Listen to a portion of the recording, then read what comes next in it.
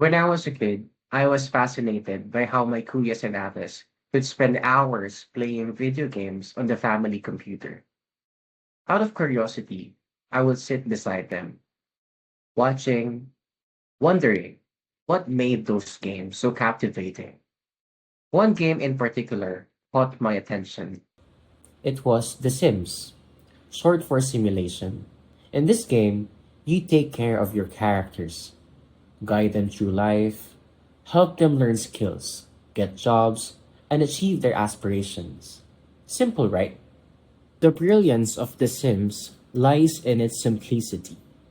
Life broken down into 8 visual bars: energy, hunger, fun, social, hygiene, bladder, comfort, and room. If one bar turned red, your job was to fix it. If it's the energy bar, you just got to get your sim to bed. And when it's a fun bar, you just have to let them dance, watch TV, or play video games. It was neat, structured, and above all, manageable.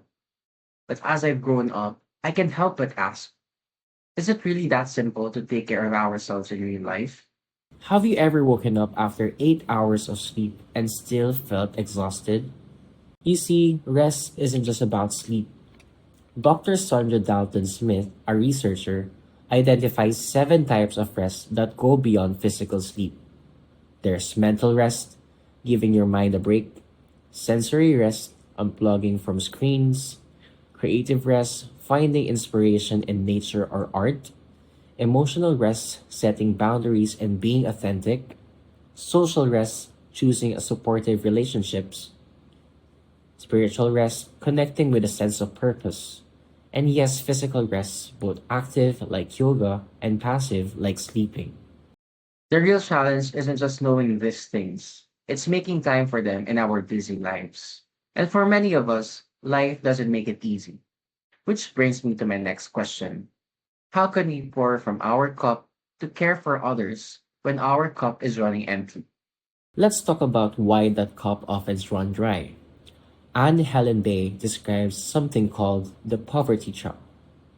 Imagine this: you're in a system where government aid helps you survive. But as soon as you start earning more, that aid gets cut. Suddenly, you're worse off than before. You're stuck. And when you're stuck, priorities shift. Health and well being often take a backseat to immediate survival. This is why the saying, health is wealth, holds so much truth. For people who can afford to be sick, neglecting their health becomes the norm. But here's the irony: the more we ignore our well being, the harder it becomes to escape cycles of poverty or achieve our aspirations. So, how do we fix this? It starts with prevention. The saying prevention is better than cure resonates deeply here. Taking care of ourselves isn't just about responding to problems, it's about avoiding them in the first place. Let's break it down. For physical health, it is advised to eat a balanced diet, stay hydrated, and exercise. But don't stop there.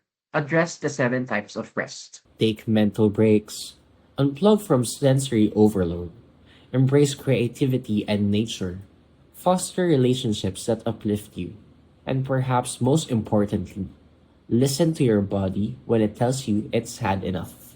This ties back to Maslow's hierarchy of needs. To reach self actualization, the top tier, where you can achieve your fullest potential, you need to first meet your physiological and safety needs, which are food, rest, and shelter, Which brings me to an unexpected hero in this story. which is architecture. Architecture plays a vital role in creating environments that meet these fundamental needs. As Ben Shannon writes in Happy by Design, thoughtful spaces can improve mood, behavior, and mental well being. Imagine a home filled with natural light that regulates your circadian rhythms. Spaces designed in biophilia, our innate connection to nature, that calm and inspire us. Owen Steamers takes this further in architecture for health and well-being, highlighting designs that encourage social interaction, mindfulness, and movement. Imagine pedestrian friendly layouts, adaptable public spaces, and interiors that feel warm and inviting. Then there's the well building standard, which outlines evidence based strategies to enhance health through design. It focuses on 10 principles, from air and water quality to nourishment, light, and community. These are not luxuries, they are necessities for living well. So, what can we learn from The Sims and our own experiences? In the game, fulfilling needs helps characters achieve their goals. In real life, it's the same. But it's not just about ticking boxes on a visual bar. It's about integrating proactive health practices with thoughtfully designed environments to create a world where we can thrive. When we take care of ourselves, our energy, our rest, our well being, we give ourselves the power to not just survive, but to dream, aspire, and achieve. And when we extend that care to the spaces we design, we multiply that power across communities. Let's not just strive for green energy bars in a game. Let's create a reality where everyone has the chance to live their best, most fulfilled life. This is the Sims of Life, architecting wellness in the real world. Thank you.